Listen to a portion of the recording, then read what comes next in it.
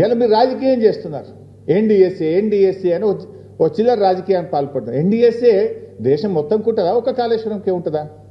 ఇదే గోదావరి నది మీద కిందికి పోతే పోలవరం కొట్టుకపోయింది, పోలవరం డయాఫ్రేమ్ వాల్ కొట్టుకపోయింది, పోలవరం గైడ్ వాల్ కొట్టుకపోయింది, 2000 కోట్ల రూపాయల నష్టం జరిగింది.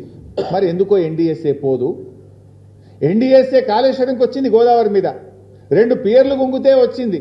ఆడ 2000 కోట్ల రూపాయల డయాఫ్రేమ్ వాల్ కొట్టుకపోయి గైడ్ వాల్ కొట్టుకపోతే 5 ఏళ్ళైనా ఎన్డీఎస్ఏ ఎందుకు పోదు?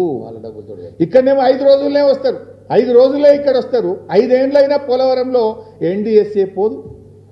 5 నెలలైనా ఎస్ఎల్బీసీ టనల్ కుప్పగూలితే ఎన్డీఎస్ఏ రాదు.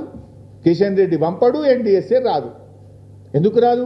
కిషన్ రెడ్డి, రేవంత్ రెడ్డి, కాంగ్రెస్ బీజేపీల మధ్య ఢిల్లీలోనేమో కొట్లాడతారు, గల్లీలోనేమో అలాయి బలాయి చేసుకుంటారు. ఈ రాష్ట్రంలో ఇద్దరు కలిసిపోయింది. కలవకపోతే ఎస్ఎల్బీసీ టనల్ కుప్పగూలి ప్రాజెక్టు భవిష్యత్తు ప్రశ్నార్థకమైతే ఎందుకు ఎన్డీఎస్ఏ రాలేదు? నేను అడుగుతా ఉన్నా. ఇలా పోలవరంలో కూలిపోయింది, మరి అక్కడ ఎన్డీఎస్ఏ పోలే.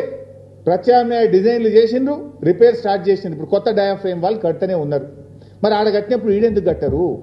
ఈడ ఎన్డీఎస్ఏ పేరు మీద ఎందుకు కాలయాపన చేస్తున్నారు?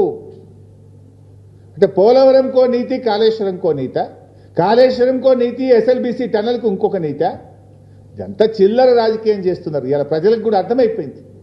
కాంగ్రెస్ పార్టీ రైతు ప్రయోజనాల కంటే, రాష్ట్ర ప్రయోజనాల కంటే చిల్లర రాజకీయాలకు ప్రాధాన్యత ఇస్తూ ఉంది. దయచేసి ఎన్డీఎస్ఏను ఎన్డీఏ ప్రభుత్వం రాజకీయ సంస్థగా మార్చొద్దని, తక్షణమే మరమ్మతులు చేపట్టాలని చెప్పి కూడా